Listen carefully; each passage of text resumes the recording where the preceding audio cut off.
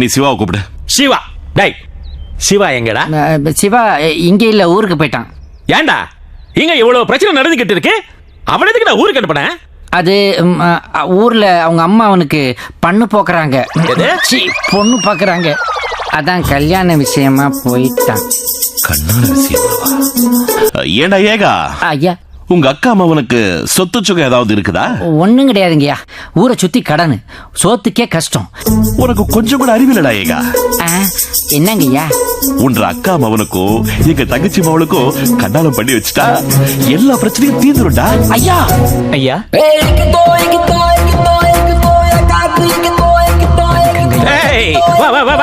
ஆமா, உன்ற மாமா நீ ஊருக்கு போயிட்டானு சொன்ன.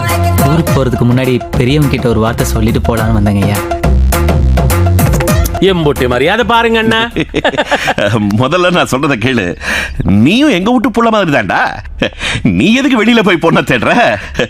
நானும் என் தம்பியும் ஒரு முடிவு பண்ணிருக்கோம்.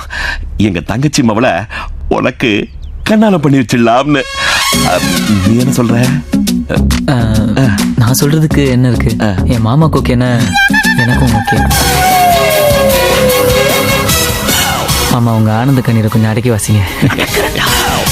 ஐயா, இந்த கல்யாணம் நடக்க கூடாது. ஏண்டா நடக்க கூடாது? இல்ல, நடக்காதுன்னு சொல்ல வந்தேன். ஏண்டா நடக்காது? இல்லைங்கய்யா, எங்க அக்கா கொஞ்சம் சென்டிமெண்டல் டைப். இந்த மாதிரி இன்டர் காஸ்ட் மேரேஜ்க்கெல்லாம் அவங்க கண்டிப்பா ஒத்துக்க மாட்டாங்க.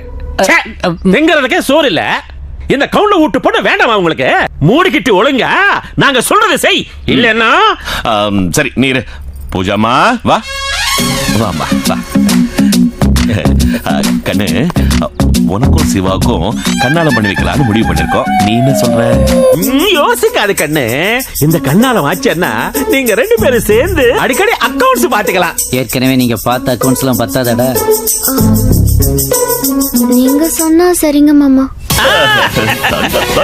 நீ